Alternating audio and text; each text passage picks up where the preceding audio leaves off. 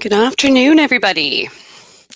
See, there's quite a few people on already, and I'll give a moment or so here for more folks to file in. And while we're waiting on a few more people to get connected here, I'll just go over the little housekeeping preamble at the beginning. So today is a goal line webinar. We're going to be talking about managing rosters. You'll note that you don't have the ability to speak during the webinar, but there is a chat. Scott's already said hello in the chat. So go ahead and use that chat anytime you have any questions throughout the webinar, and I'll do my best to keep on top of the questions in the chat and either answer as they come up or when we get to that particular topic. And as always, our support team is available if you have follow-up questions later on. They are available. There's various email addresses, but the current one would be goallinesupport@stacksports.com. And yeah, you'll have a case number generated there. So if we do need to get back to you on anything, that's going to be a great way to get in touch with us. All right. All right, quite a few more on there now. So we'll dive right in. I do think the webinar is going to take the full time, but I promise for those of you who have been on meetings and webinars with me in the past, I sometimes go over. I am going to try my best to keep it within the hour today. So I've scripted myself pretty well here today. And as usual, I'm also going to be using the same couple of demo sites that I tend to use, and they're going to represent the two main layouts that you'll have. I know just in looking at the list of who's registered today, I know some of you have registration only, or what we call event search style registration sites, where you may not have some of the display tools that are available. But just a quick note that regardless of the public website display that you have for the type of layout that you have, you're going to be able to follow all of the steps in today's webinar. So when it comes to managing registration, managing rosters, regardless of what type of goal line site you have, you're going to be able to follow through with these things. So we'll hop right in. So as you know, goal line has lots of different ways for you to manage rosters. So one big way is using team registration, but also just individual player registration, player imports. You can manually assign players to teams. You can assign players to leagues and then have them further assigned to teams. And day-to-day roster changes might be needed as well. So this webinar is going to explore all of those various methods of managing rosters, whether it's creating them in the first place or some of the edits that you may need as you go. So we're going to get started with looking a bit at team registration and the settings there, because I know that's a really popular way for folks to get their rosters built up. So with team registration, we'll hop into the back end here. You're going to find that at the master menu in the people section in the team subcategory here. So team registration forms are going to be found here. And you can either create a new one or edit an existing one. That might mean you're copying one from a previous season here. I'll just edit my most recent one here. When we talk about the roster requirements when it comes to team registration, most of that is going to be taken care of on step 2, which is our person information. And we label this as person information because a roster is more than just the players. Roster also includes your coaching staff. When you get to step 2, you'll see that there's lots of different things you can collect. We're going to focus specifically today. We are going to look at individual and team registration forms briefly, but we're really just going to focus specifically on what's going to have an impact on rosters. And just note that there are other webinars that dive into the detailed, full, step-by-step process for managing registration forms. So check those out if you're interested there. So the first thing when it comes to team registration is that when you get to step 2, you're able to set up what kind of person information you're collecting. And as I said, that's going to be a combination of your coaching staff and your players.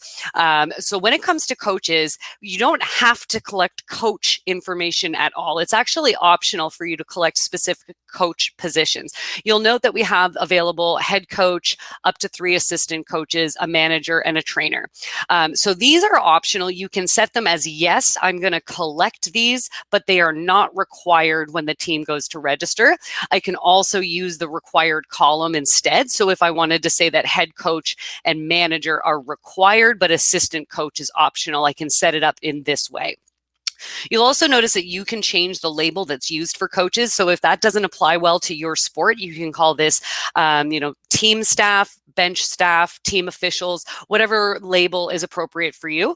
And then you'll see, again, coach name is going to be available here too, that you can change to whatever's appropriate for you. It is important for you to have something in these fields for some of the presentation to work correctly. Otherwise, if you don't have anything in there, there won't be a title for that section. And it's important that we have that just for the look and feel and the flow for the registrant. The one piece of contact information or one person that is absolutely required when it comes to team registration is your main contact. Your main contact might be the head coach, might be the manager, or any of the coaching staff that gets added, but they may be a completely separate person. So you'll make your selections on what you collect and require when it comes to the coaching staff. And then when it comes to the main contact, you can, again, give it a specific label. So maybe primary contact is the terminology you're used to using. So you could do that, or team contact, whatever's appropriate for you. You can enter your title in here. When it comes to the main contact, this can either be, as I said earlier, a separate person or one of the people in the coaching staff that's listed here. What I have selected on my form is registrant's choice, which is going to be presented on the form, but I could force it to be the head coach or the manager, or I could force it to be the first option there, which is main contact new person. Which means even if it happens to be the same person, they're going to have to enter their details more than once. So I do generally recommend using registrant's choice on a registration form because it allows you that flexibility for those organizations where the manager is the one registering, but then other situations where maybe it's a club administrator registering the team and that club administrator is not actually the coach or the manager. I'm going to preview the form really quickly so we can see how that appears on the form, and I'm just going to jump right to this section here. So the title is important. If you don't have a title for that, it may not appear here at all. And the other label that we have would be in here, so not in coaches. So the main contact, I can enter the coach information, manager, assistant coach, and then when it comes to the main contact, I can enter a completely different person, or I can use this drop down to say that my main contact for this team registration is the manager position. And I don't need to enter anything else because I've already, well, I haven't entered it, but I would have already entered that information in the coaching section. So it's important to just note that that option is available, and depending on how you work as an organization, it may be really appropriate. A lot of organizations that have a club administrator, for example, that goes and registers teams for events and leagues on the behalf of those teams may want to be a separate person entirely, somebody who's not listed in the coaching staff at all for the purpose of things like game sheets that might be printed later. So when it comes to excuse me there. So when it comes to your team registration form, setting up your coaching staff as being collected here, you will want to make the right decisions on whether you want to collect it, you want it to be required, and how that main contact is going to be selected. With respect to the information that you will be collecting from participants and coaches, it is always, as usual in Goal Line, going to be first name, last name, and date of birth. Almost, I think everyone on this webinar today, and if you don't, you should, is also going to require email address. Depending on the type of organization you are, it may just inherently by default be required. Otherwise, it is strongly encouraged for you to go ahead and make sure that it is being collected and required. When it comes to the main contact, there's a couple of different things that you can choose here. They're a little separated, but one is add main contact as a team administrator. This is only something you want to do if you want that main contact to be able to log in to the admin control panel that we're accessing right now with team-specific access for the team that they have just registered. It provides them with some basic default permissions, the ability to manage their roster, I believe edit practices, report games, and that type of thing, just some of those team specific activities. If you don't require them to log in and do that later, then you don't necessarily want to add them as a team administrator. There are tools that we will talk about in today's webinar when it comes to I've registered a team using a team form. Now I want to edit my roster. There's going to be tools available without having to be a website administrator that will allow them to edit their roster. As a matter of fact, we call it roster edit. It's a pretty easy tool for them to use and access through their registration account. The other thing about the full main contact is whether or not you want to collect full main contact information. So this just makes it so that you're not sitting there setting, I want your address, I want your phone number, I want your email and whatnot. It's just going to automatically collect all of that information right down to country and postal code. If you are collecting full information about your main contact, it is strongly encouraged to at least type in the default country that you would expect them to be from. So for Canadian organizations, type in Canada. If they're not from Canada, they'll be able to select what country they're from. Otherwise, they have to make that selection each and every time. If you're in the US, it may make sense to just put in the US right away so that they don't have to make that selection. So when it comes to your coaching staff, as I said, that's what you're going to be collecting. You can collect additional information, and there is a section here that says extra questions to ask each member of the coaching staff. And it's important to differentiate because you're going to find a few different areas in the registration form building process where you can ask extra information. So you want to make sure if you need to know for each of the coaching staff being added, you need to know the answer to this question, then that's how you want to ask it. You want to ask it to each member of the coaching staff. But if you only need that question answered once for the whole team, then you can either ask it at the top of the form, after the coaching staff section, or even at the bottom of the form. There's additional questions that you can ask at the bottom of the form. So the type of information that you need to collect is going to determine where you want to put that. If, for example, you want to ask for when was the last coaching clinic you took? That would be a question you want to ask for each member of the coaching staff. And like any other additional question that you can ask participants in various places, you can make that question required in order for them to proceed with the registration. So that's how you're going to collect coach information. When it comes to player information, we're in the same section. We're just going to scroll down to where we have, so in my site, I have the word athletes, but this is likely player for your organization. Team registration forms don't need to collect player information at all. If that's the case, you're going to use 0 for both the minimum and the maximum when you're asked how many players you want to collect on the form. If you do want to collect and require players, then you're going to set the minimum number of players, and then you can also set a maximum. So if my minimum number of players is 10 and my maximum is 10, then you have to provide me 10 players and no more. You can't provide me 11 players. You can only provide me 10 players, and you can't register unless you did provide 10 players worth of information. Usually what we see is something like 10 players minimum and maybe 18 maximum. You are able to collect up to, I think, 60, up to 60. So if you're a football organization and you have a really large team, you are able to set the team registration to allow up to 60 players to be registered with each team registration. So your minimum and your maximum is going to be set here. And then there is a setting here, and this only applies to organizations. Well, the setting may be there for everybody, but the enforcement's only going to apply to organizations that actually have goalies. So if you're a sport that has goalies, you can set the minimum number of goalies. This is really popular for tournaments so that they don't have teams who register and then end up not having a goalie by the time the event starts, and they're not able to actually participate and have to withdraw. So using the minimum number of goalies, you can set that. Obviously, in order to enforce that, we are going to have to collect position from all of the players that are being added onto the form, because otherwise we're not going to know whether or not you've actually provided us with a goalie. The player first name, last name, and date of birth, just like with coaches, is going to be required. And again, you may or may not also be by default requiring email address. It is strongly encouraged to collect email address for players all the time. That's your primary method of communication. But if you happen to be a tournament, maybe it's not important to you to have the player email addresses, as long as you have the primary contact or coaching staff email addresses there. So that is optional for some of you.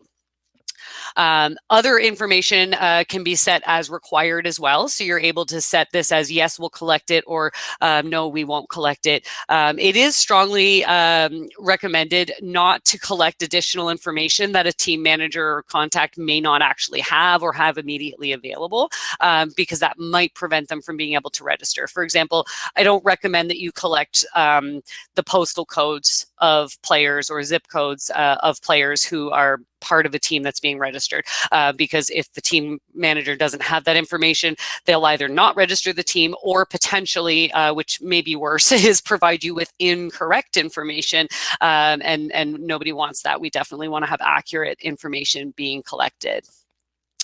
Let's see here. Yeah, so with players, you are able to collect this additional information. As I said, if you are going to restrict or collect a minimum number of goalies, for example, you do have to collect position, which is going to be down here. So with position, you can set it as yes or required. Another one that you may want to set as required here is going to be gender, and that's going to be specific if you have a program that you've restricted based on age and gender of the players. It is going to be required for you to collect gender in order for us to confirm that that requirement is being enforced properly. So if you want, if your programs are open to male teams and female teams, and you have specific program restrictions there, you do need to collect the gender in order for the system to restrict or allow them to register as appropriate. So that is how we're going to collect information about our players and our coaches. There's also additional questions that you can ask each athlete. And again, this is each athlete. So it's going to ask each and every player. If I'm entering 10 players, it's going to ask all 10 of those players for the answer to this question. Again, not recommended to add information to the team registration form if it's not really required. And again, I'll take a look over here. So it's nice and simple without asking any additional information. We're really just asking for the basics here. And if you notice here, none of these have an asterisk, which means no players are actually required. I don't need to enter any players in order to register my team. But if I do add a player, I need to enter first name, last name, and the date of birth for that player. So that covers how we're going to make sure that we're collecting the player and coach information. And I'll just recap here that this is on team registration forms, and we find this on step 2. There's one other setting in here on step 5 that I'm just going to point to really quickly, the personnel email. So as you guys know, when a registration is complete, a confirmation email or acceptance email is going to be sent to the main contact. There is also what we call the personnel email, which is an email that gets sent to any participants, coaches, or players who are added to this team where we've collected their email address. And it will just let them know, like, hello, this is to notify you you've been registered. You were registered by so-and-so on the following team in the following division. You don't have to send this, but if you do, you can also add to it. So you can append to the body of this message any additional information that you may want to provide. This checkbox here says that it will send the personnel email when teams are accepted. But you don't have to. You can choose not to send that personnel email, so players do not have to be notified that they've been registered as part of a team, and that will come up in a few minutes here when we start talking about editing rosters in a couple of different ways. So that is how we manage collecting person information and roster information using a team registration form. The next thing that we'll take a look at is going to be the roster lock, which is also in our team registration building process. This is going to be specific to the registration. So it is a field when we edit our form. The roster lock date applies to people who registered their team using this specific form. So this date's in the past. I should probably move ahead to the future here. So if the roster lock date that I'm implementing is going to be January 31st, what will happen is coaches who've registered their teams are going to get an email 72 hours and 24 hours before the end of the day on January 31st, letting them know that the roster lock is upcoming. It just sends them that email to notify them that if they have any roster changes that they need to do, that that they need to get in there and that the time is going to run out, and they won't be able to do it if they don't get it in before that date. You can disable that email from being sent to the team contacts if you'd like. If you impose the roster lock, but everybody just knows about it and it's not a big deal and you don't need the notifications, you don't have to send that out at all. But generally, it is recommended that if you have a roster lock, it's a good idea for coaches to be aware so that they don't have to bother you or whoever it is that is going to be able to edit those rosters for them, so that they don't have to bother you for making those changes.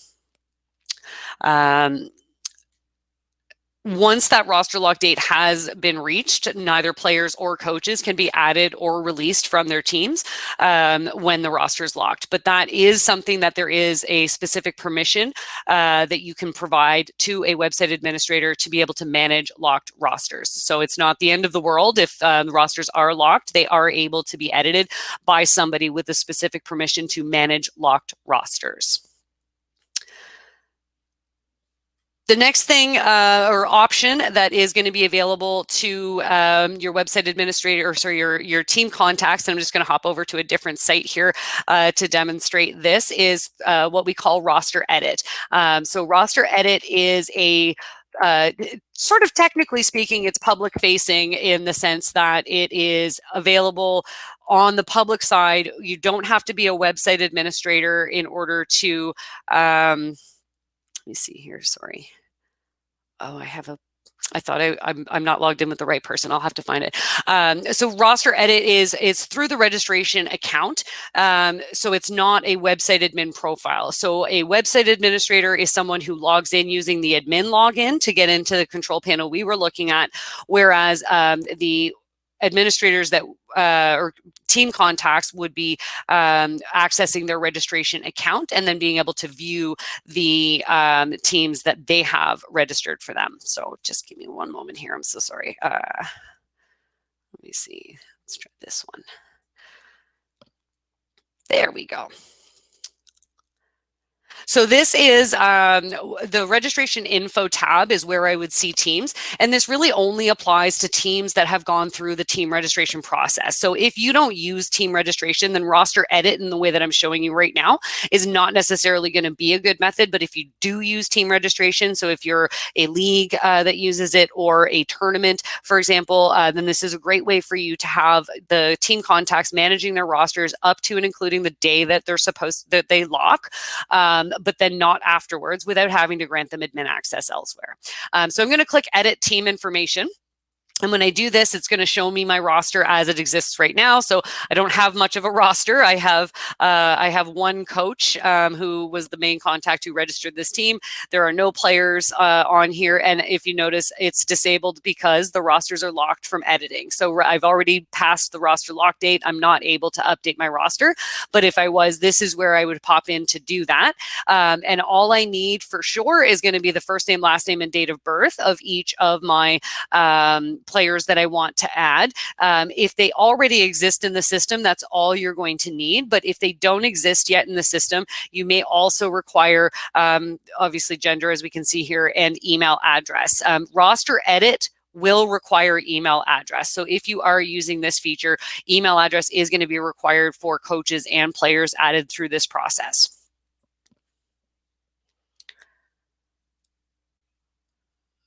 Once you have, well, now I don't have any players, so I'm not able to click the link here, but their jersey numbers and positions can be edited from this screen as well. And so what would happen if I click that link, that it would be right here if I had any players to manage.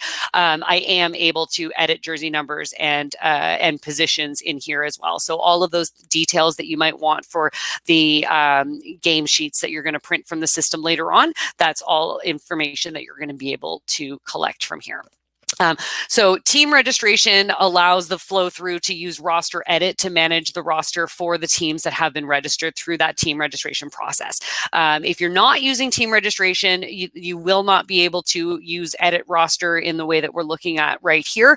But there are other methods for admins being able to edit their rosters, such as the adding them as a website administrator directly, or just having them provide rosters to you and and have you update them in the various ways that we'll continue to look at here.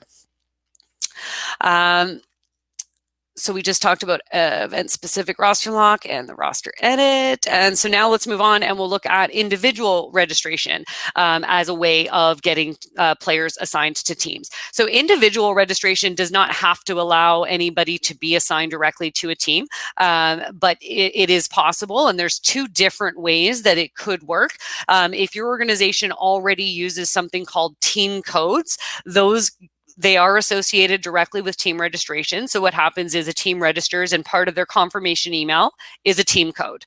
And that coach would then say, hey, Bob, go and register as a player on this, with this organization and use this team code. And that will automatically assign that player to the team associated with that team code. So that's used, it's fairly popular with adult rec organizations that have a team captain more so than a coach, where the captain will register a team and then share that code with their participants. It's also good for competitive organizations too, where perhaps you sign up and you register for tryouts, and then once you've decided that once somebody's decided you've made a team and you can be provided the team code to go and register as an individual and get yourself assigned directly to that team. We'll hop in and let me just edit one of these guys here. And where we were going to find this is going to be on step 1. And really the rest of the editing process, obviously you want to build your form as needed, collect the information that you want to collect. But then down in the player information section, you're going to find a team option. Do I have it? Oh, sorry. I was looking for team code down here. I don't know if I have team codes on this site. So let me, if I spelled it right. Team code.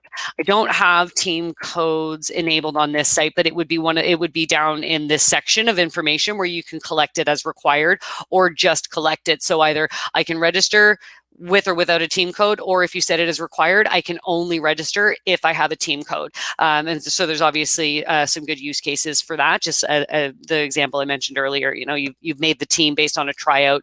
You shouldn't be registering on this form unless you have the team code. So that's something you can certainly do. The other option is the team registration confirmation. This is becoming our more popular method because it does not require the use of team codes. It's a little bit more straightforward for teams that are registering, just because they don't have to worry about collecting the team code and sharing it appropriately. They're able to just say, go to the site, register, pick the team. So what happens there is when you view, you can have it as yes or required again. So they have to register to a team, or they can register without assigning themselves to a team. And this allows you to just display on the form what is available from the divisions and teams that are available for them to select. So if I preview this one, we'll just take a look at what the option looks like here. So it's going to show league, and I select the division that I want to be part of. So if my team is in the hockey division, now I can see the listing of teams that are available for me to select here. So I'm going to be assigned to the goal line team in the hockey league. And when I finish my registration, I am going to be a player on this specific team's roster.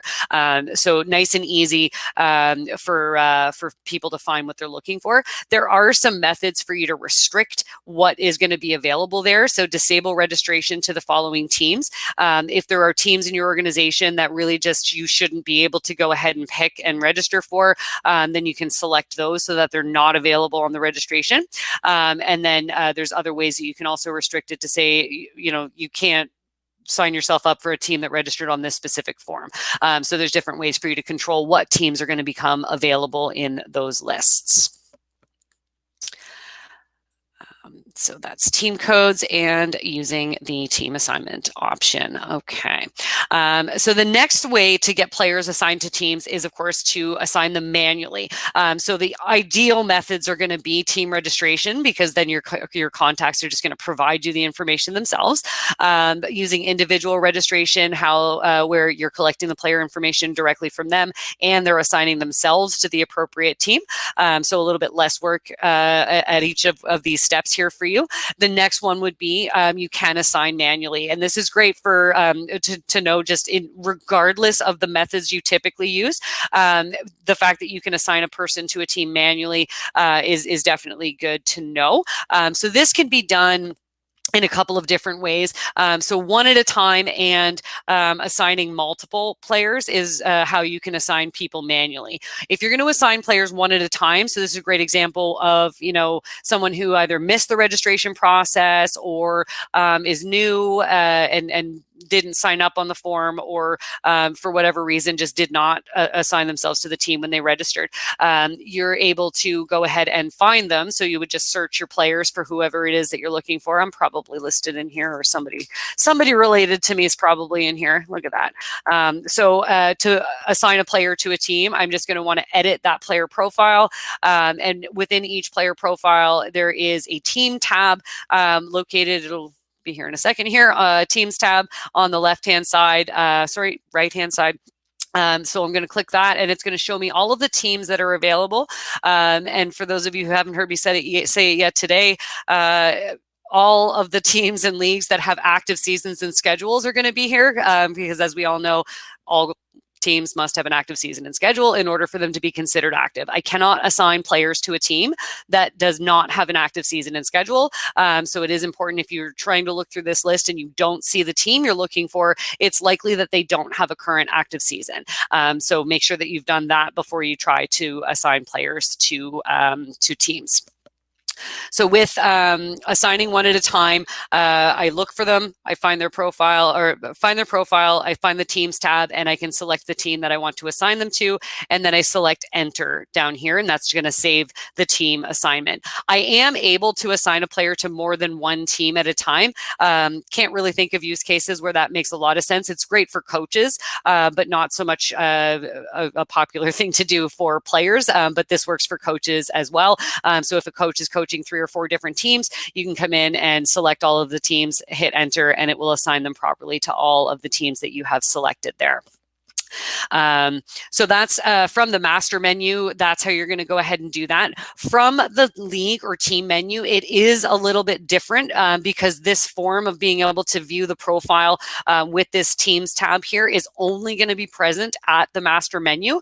So if I hop into a league menu, I'll show you what things will look like there. No active season and schedule. Yay. It's probably to be all of them because I haven't done a webinar yet this year. Goodness gracious. I'm going to have to roll over my season, but we'll see if I can pretend to do it anyway. So when it comes to the league menu, if you're in a league menu, you're going to select the league admin tools player/parents. And when you hop in here, you're going to see this drop down for teams. And then any teams that happen to be in this division are going to be listed here for you to select. If I was to add a player here, it's going to add that player as an unassigned player in this league. So I can assign them later to a team.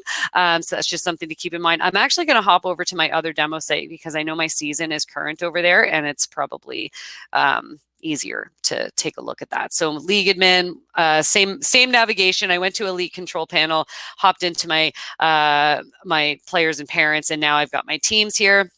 And we'll look at the Blizzard team, and we'll click go. So from the league menu, I have to select the team and then click go. If I went directly to a team menu, that's the only step that I eliminate. I still go to the same exact place, and it still looks essentially exactly the same, except for we don't have the team option here. But I'll show you again in a moment. So with this, we're going to see the existing roster on the right-hand side and a new player form on the left-hand side. I can enter the details of a player here. I do still need first name, last name, and date of birth in order to be able to go down and click the create or save button. But what will happen is if I enter somebody who is already in the system, somebody who already exists with that same date of birth and first name and last name, it will pop up on the next screen and say, hey, did you mean this Tim Boyce? And I would say yes, and it would assign that Tim Boyce to my team rather than creating a duplicate player for that same person. If the person does not yet exist in the system, then it's just going to create them, but it's only going to create them with the basic information that you've provided.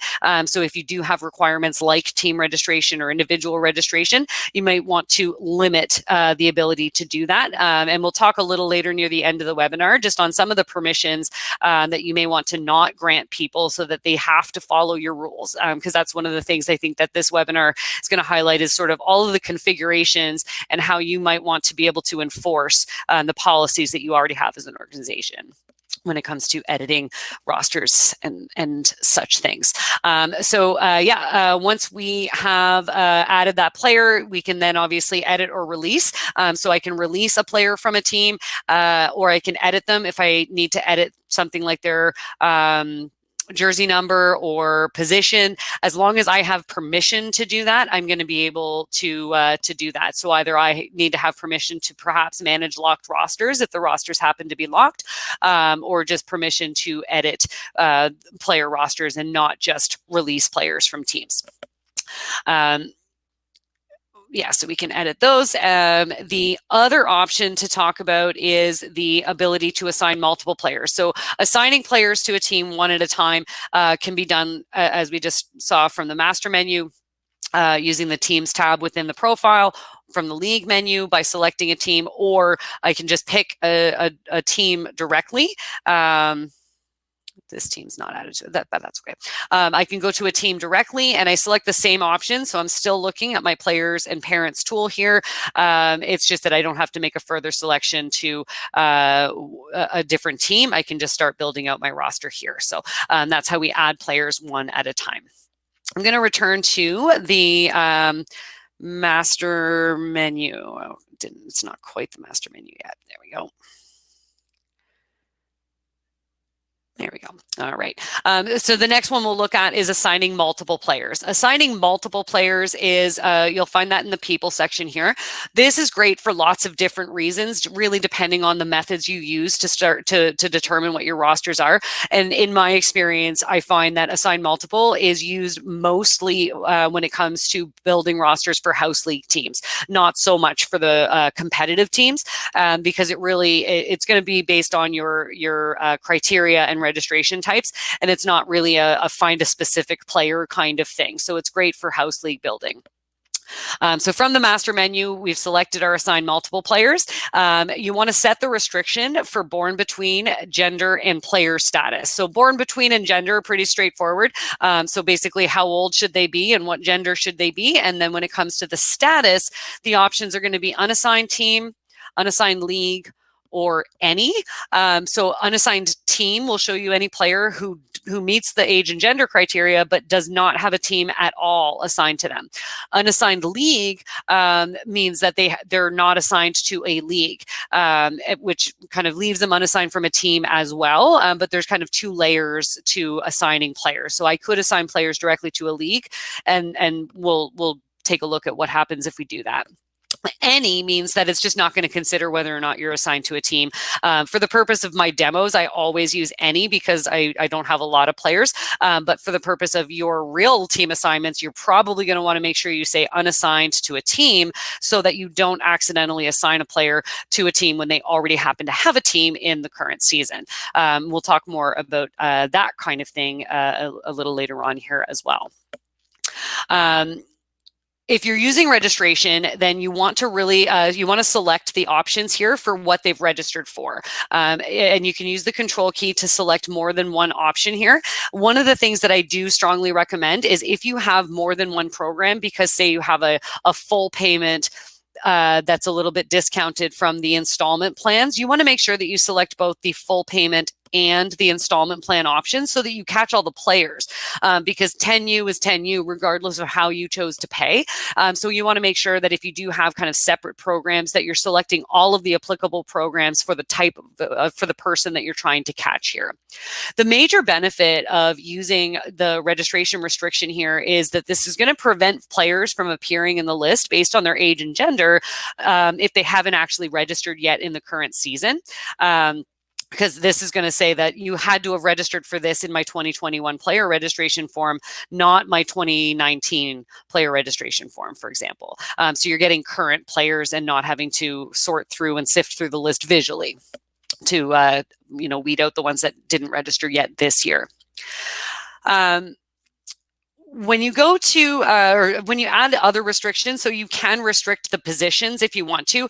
Keep in mind, this is a restricting criteria, and if you're not typically adding position to player profiles, then it's not going to help you out. So using the position, if you really do want to use position, then make sure that you have position collected as part of the player profile information. There's another way that the position becomes important, and that is in the presentation. But by default, what will happen here is I'm just going to say any to all of this so that I can get athletes to display. You'll notice that the presentation option is going to be the traditional option here, but there is another option, which again is one of the big reasons why this is a great tool for building house league teams, is there is a draft display. So when you're using just the traditional display, you're ordering your results by last name. There are some other choices in here if you wanted to do it in a different way, but this is just going to show everybody based on last name, and I check off the players that I want to assign, go over here, find their team, and assign them. There may be more pages of player results, and so you might have more to do, but otherwise you just go ahead and select to assign those players to a team, and then ideally you'll go ahead, you'll be able to just move on to the next age group, for example, and registration type, so that you can build out your teams that way, or just repeat with multiple teams that you happen to be building. The draft display is different, and the draft display, I'm just going to go back to my any here, does also require position, but more than that, it requires ranking. So all of my players in this site happen to be unranked, but what happens with the rank, the draft display, is it's going to display by position and by rank, and that allows you to say, my house league teams should have a healthy balance between our ranks from I can't remember if it's 1 to 5 or A to E, but that idea of drafting based on the ranking, which is a field available in the player profile, it just helps you to create balanced teams when it comes to house leagues, so that you don't have one team that's far more dominant than others, so that it's fun for everybody. So the presentation could be traditional or by draft. Just keep in mind that with draft, you have to have position, and you have to also have ranks in player profiles, which is something that could be a great end of year activity for coaches to do, to go in and provide a ranking for players, just in case it may be useful in the future. So that is how we assign multiple players. And the only other thing that I'll just note in here is when I went and assigned those 3 players, I chose a team, but I could have chosen a league. You are able to assign players directly to a league instead of assigning them to their specific teams. And what would happen is, from there, you would expect that somebody's going to go through and go to the Women's Hurricane Inlet League page and assign multiple players again to distribute those players to the teams within that specific league. And again, the house league example is great here. So if you wanted to assign all of these players to the U10 house league, and then have a U10 house league coordinator go ahead and do their team assignment using the same tool at the league level. So if I do go to a league control panel, I'll find that in the league admin, I do have assigned multiple players here. I also have a release multiple players, which allows me to just drop the players from one entire team all at once, essentially. So That's when it comes to doing multiple at a time. Just keep those things in mind. And then the last one for getting players actually assigned is going to be through import. And this is a good bulk option as well. You can import a CSV formatted file or semicolon delimited if you happen to be en Quebec. We can accept those CSV formatted files with, as always, the required info being the first name, last name, and date of birth. But you can add a column to your CSV file for current team. And when you go to your import option, there is going to be a sample spreadsheet that you can download here. But when you go through the upload process, it will either create new players and assign them to the team at the same time, or it will update the records of existing players and assign them to the team at the same time. So this is a pretty popular method for organizations who don't use registration tools to get players into the system, but it's also pretty useful regardless of whether you use registration. So this is going to create new players or update existing without creating duplicates. When you're importing, you have an option for how you want to treat existing players. So just make sure that you're using the right one, which is update them as opposed to ignore them. Because if I upload 500 players and I chose to ignore existing players, then it's not going to help out too much if they're already in the system. If you typically build teams, in a group session or build them out on paper, this is a really nice, quick, and easy way to get those team assignments done without having to do them one at a time or without coaches having to go in and do them. They can just be uploaded in one single CSV file. And just so that you know, there is technically no limit to the number of players that can be imported in a single file. I say technically because I think I have determined that it's with registration data in current team, it's somewhere in the 5,000 to 6,000 player range, but without registration data, even more than that. So there is really no limit to the number of players that can be imported. You can import coaches with current team as well. Most of these things, there is no assign multiple for coaches, but otherwise everything that we've talked about is available for coaches in the same way.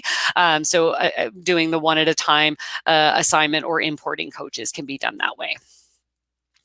So the next thing we'll talk about is now that we've had rosters that have been added either through Team Reg, through roster edit, manual additions, or import, or assigned by multiple, where do those rosters display? Where are they going to show up? As I said at the very, very beginning, some of our website layouts that are registration only don't actually have public-facing roster display options. But for those that do, there are places on the public side of the site where rosters are going to be found. Goalline is designed to display teams and rosters on the public website in various places, including the team roster, the stats pages, and things like that. But you do have control over the information that's displayed about players in these areas, as well as across other organizations for teams and leagues. So the first thing we'll talk about is how do I control that information that does get displayed? So this is done through Edit Player Info Displayed. This feature is going to be available at the master menu, the league menu, and the team menu.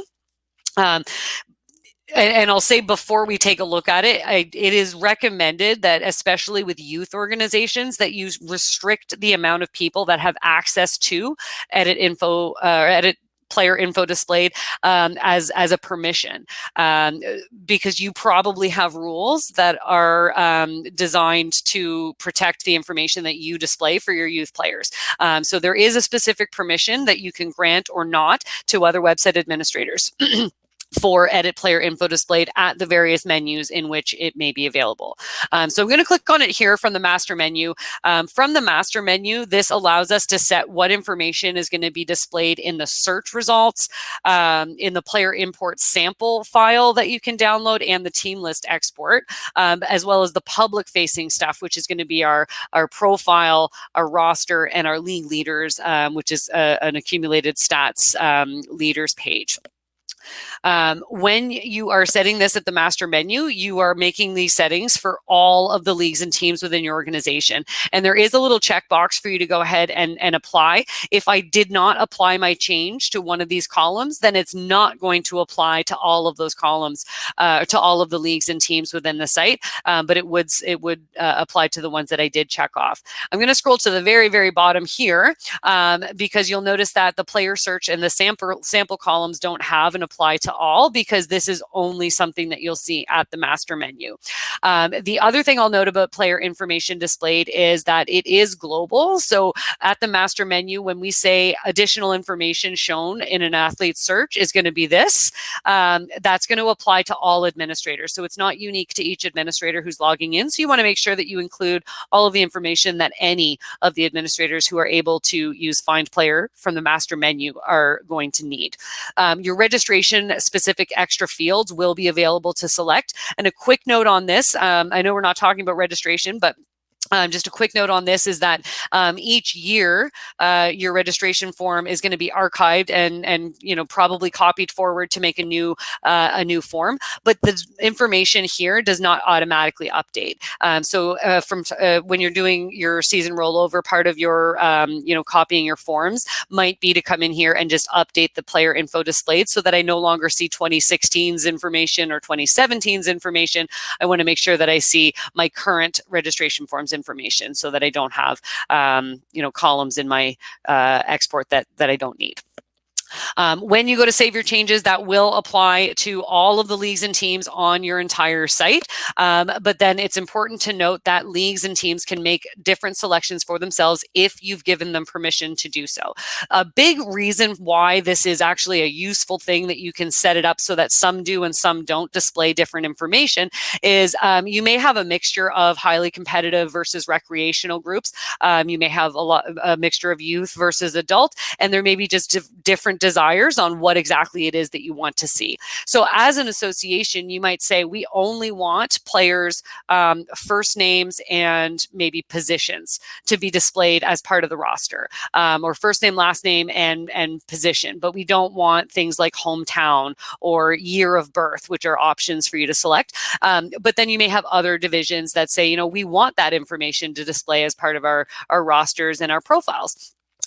So they can make different selections here and show, what year are they in school, what position are they? For some sports, it's neat to have information like weight and height, what shot they have, left or right, that kind of thing. You can also include biography information, but notice that at no point are you able to display somebody's personal information, their phone number and address, things like that can't be displayed on player profiles at all. But if you have player photos, you can choose to have their photo displayed. So this can be done differently for some leagues compared to the rest of the entire organization. And then further, edit player info displayed is also going to be available in each team menu. It's again a permission, so it's here, but they can only click on it and use it if you've given them permission to in their website admin profile. So that is our edit player info displayed. And so now that we've determined what about our information we're going to display, where is it going to show up? Before we head to the public side of the site, our stats pages is one place where we're going to see this. So when we go to stats, actually, I'm just going to go back up to the next menu. Let's see here, league admin schedules. There we go. When I come in to my stats tools, I can print game sheets, and my game sheet is obviously going to be one place where the roster is going to display. So if I choose to print some game sheets here, I think I've got players on the Purple Monkey Dishwasher team. So they're obviously going to display on our on the printable game sheet that you get from Goal Line. So that's one thing that we will see for sure on the it is on the admin side, but there are certain organizations that may have public facing printable game sheets that are displayed as part of the schedule information. So just note that rosters are obviously going to be displayed on the game sheets regardless of where they're printed from. Again, permission is required in order for someone to get to this area. But what doesn't require permission is to manage or to peruse the public side of your site. And I'll show you both using my layout here, which is the gold level layout, as well as the silver layout that we were looking at over here. So on my on the gold level layout, where am I going to see it? I'm going to see it on the leagues and teams that are displayed publicly in a couple of different ways. So using my divisions drop down, if I go and find my hockey division and fine, let's go to my women's league again. So in here in my women's league menu, I'm going to see some options here to view results and statistics. And if I go to view statistics, for example, this is going to be our league leaders. So if you're collecting individual stats, the league leaders are going to accumulate, and the player information is going to display based on edit player info displayed. So first name, last name, and position is typically what you're going to have showing in there, and then further linking potentially to the actual player profiles of these players. So that's one place where we're going to see public facing roster information. We'll talk in a couple of minutes about how you can control some of these items from not appearing in your menu. But the first place that we'll see that is from the league menu. If I go to look at statistics, it's going to show me this kind of information. If I go to the results page as well, I think it was, is it September? Yeah. If I go to the results page and if you are tracking individual player stats, there's going to be some details that we can review, and those details will include how the game was reported as well as the rosters. From a league, it's going to show the roster for both teams, but if you are an association and you only have association teams, you'll only see your roster be listed here. So this is going to show the actual details of the game as it was reported. So who scored and who got cards or who got penalties and things like that is going to show up here. So that's by looking at the detailed game results on the public side of the website. Further, if I go into a specific team, we'll use Purple Monkey Dishwasher again. If I go into a specific team menu, I see my team menu items over on the side. The obvious one where I'm going to see the roster is the player roster. So that is going to show here, and this is only going to show the information we chose for it to display. So in this case, first name, last name. So we don't have jersey number, we don't have position showing here at all, which is, fine. Every organization can make that choice. Player stats is another place where I'm going to see that. And again, first name and last name is what I'm going to see here. And I'm just going to see the statistics array. And I'm able to click on those players to view their profile and kind of some of their career stats information. So when we're on the public side of the website, those are the areas where we're going to see that information. I'll just hop over really quick and show the navigation to kind of mirror that on this layout. So I'm going to select, in this case, we're selecting sport.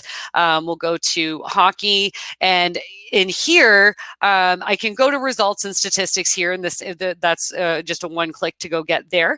But if I want to get to those specific team menus and see more about those teams, then I'm able to come in here and open this menu and see all of the teams that are available, and then further see those same kind of team menu options that we saw on the other side. It's just a different navigation to get to the same items that happen to be available. All right, so that is where we see the roster information. And then the next thing we'll take a look at is just kind of a couple general things that are settings that are important to keep in mind as you go here. Let me see here. I need to let me go to the master menu. There we go. So the first thing I'll note is when it comes to your season rollover, you're able to do, you're kind of able to clear your rosters nice and quick in here. So I'm going to go to schedules, and then in our schedule settings, we can find manage seasons. So managing seasons and schedules, very, very important task. But the one thing that I'm going to point out here is just the default behavior and the optional settings that are available in here. When you go to create a season, what will happen by default is that all players players and coaches are released from their current rosters. All teams are going to remain as is, where is. The assumption is that your team, for example, U14 girls will always be your team, but the players who play on U14 girls this year will move up in age or be assigned to a different team based on tryouts in the next season. So typically for youth organizations, the default behavior here is exactly what you want, and you're not going to check either of these optional boxes. You'll just go ahead and proceed with creating your season. For adult organizations, on the other hand, you may not find that ideal. What you may want is to actually keep the rosters the same. So keeping the rosters the same is something you can do instead. So if you are I have 10 youth teams and 5 adult teams, maybe you do your season rollover twice, but you only check off your youth first and you let the default happen, and then you do your adult and keep the rosters, because typically adult rosters stay more or less the same from one year to the next. The other setting that's here is to remove the previous active season's teams. And this is ideal, again, for organizations who require teams to register each season. So if you're a league or a tournament, the teams do remain on the public side of the site to view historically. So I can go back and see what did the tournament look like a couple of years ago and so on. So when it comes to your season rollover, this will by default dump all of your rosters so that none of your teams have any players or coaches assigned, so that you're ready to start fresh in the new season using all the methods that we talked about today for getting rosters in there. Some other general settings related to rosters, we'll go out and we'll look at managed leagues. We'll go to, I'm going to go a couple of minutes over. I apologize.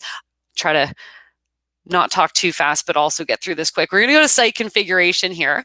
So site configuration has a couple of settings in it that can affect the way your rosters will behave as well. The first one is going to be the roster lock. So there is a site-wide roster lock. Earlier, we talked about the roster lock that is available on a per team registration form basis. So that's really an event-specific roster lock. But there is the ability to lock all team rosters. So you can lock all of the rosters all at once, so nobody who does not have permission will be able to edit their roster. Only somebody with ability to manage lock rosters is going to be able to release players from teams or assign players to teams. If you happen to have child organizations, so if you're part of a registration network and you have organizations that are tied into you, that are below you, you can choose to actually lock the child site rosters as well. So this is something that you would really only do if you are sort of a governing body as such over those clubs that are below you. You should only do that if they're actually governed by you. Another setting that's in here is going to be our teams per player. So the default maximum teams per player per season. The default being 0 means there's no limit. It's not restricting anything here. But if it is a rule for you that a player can only be part of one competitive team at a time, or one team period, then you can definitely set a maximum of 1, or maybe they're allowed to have up to 2. So you can make this setting. For some organizations, you may be thinking, why would a player ever want to be assigned to more than one team? There are lots of sports where, if you're beach volleyball is one that comes to mind, just because of the way that they do pairings and things, and in the same season they may partner with more than one person, which maybe creates more than one team. But for competitive organizations, competitive soccer, competitive hockey, typically players are only allowed to be part of one team. So you're able to set that here as 1 being the maximum number of teams that a player can register for, or can be assigned to, sorry. And that restriction is enforced in all of the areas in which we talked about today, including an import. So your import result might say, I wasn't able to assign this person to this team because they are already assigned to something else, and you're able to individually look at that one player. There is an exception to this maximum, and we'll look at that in a moment here. But the next setting that's on this page is going to be lock suspended players to their teams. So this is implemented in here so that if there is a player who is suspended, the team can't just release them to potentially make room for another player to be assigned to the team instead while they're serving a suspension.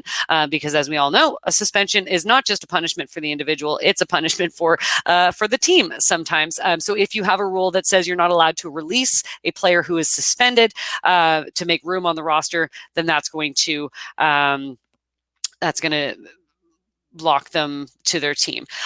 Scott's asking, does locking suspended players not allow them to be affiliated players as well? So a suspended player should be shown as an ineligible suspended player regardless of where they're assigned or whether they're an affiliate player or not.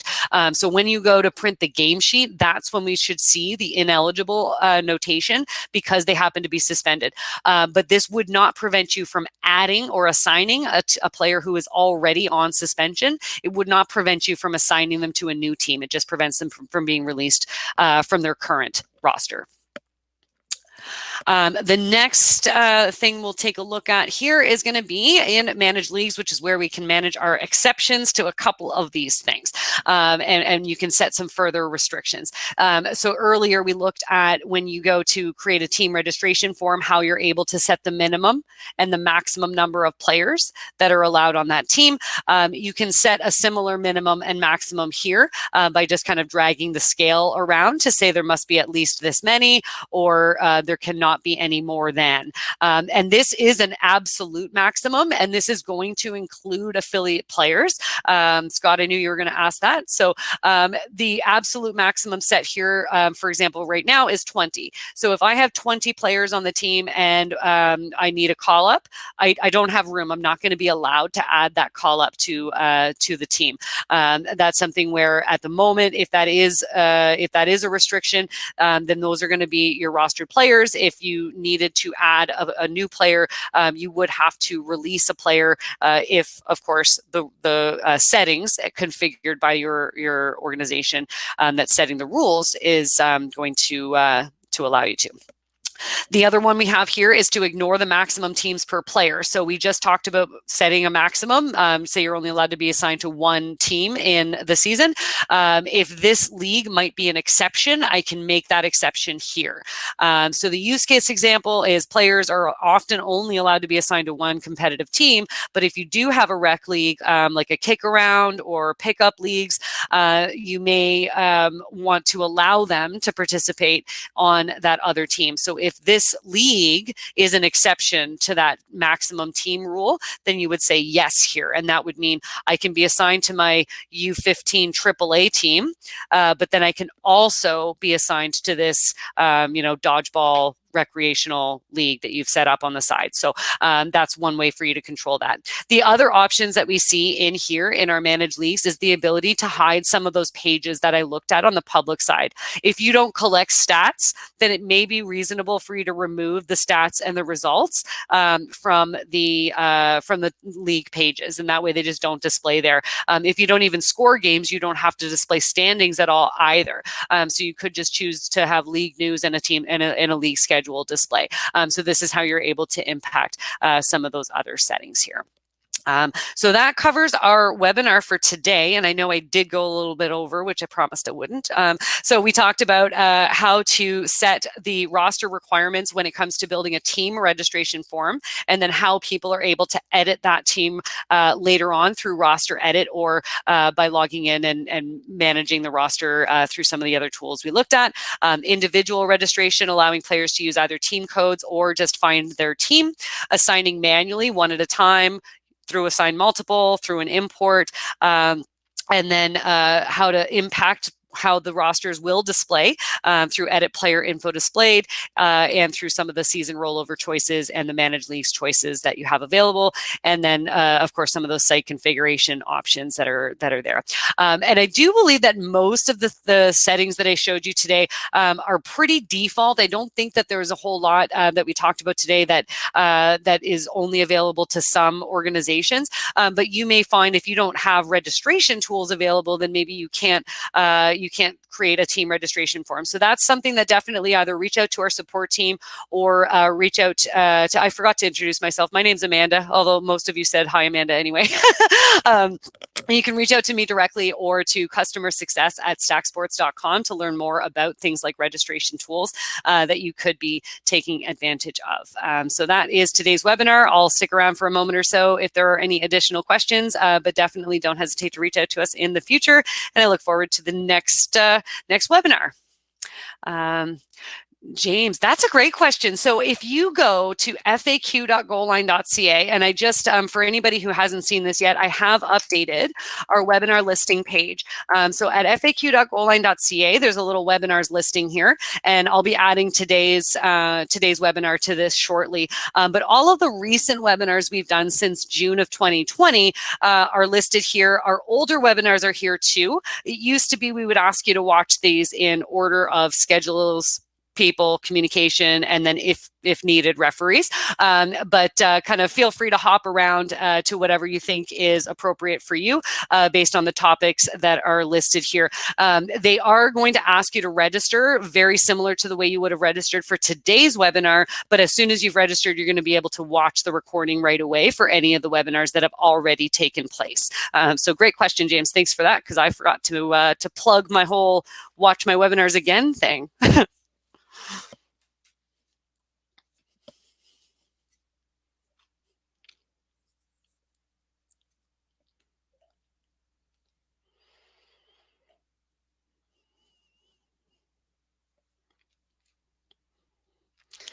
Awesome, folks. Well, if there's no other questions, thank you so much for attending today. I look forward to seeing you again in the next webinar. We'll probably be announcing that one next week once we figure out what we'll talk about then. And if you have any suggestions for future webinars, don't hesitate to reach out and let us know. Tell your support rep what you'd like to see in an upcoming webinar, and we'll see what we can do for you there.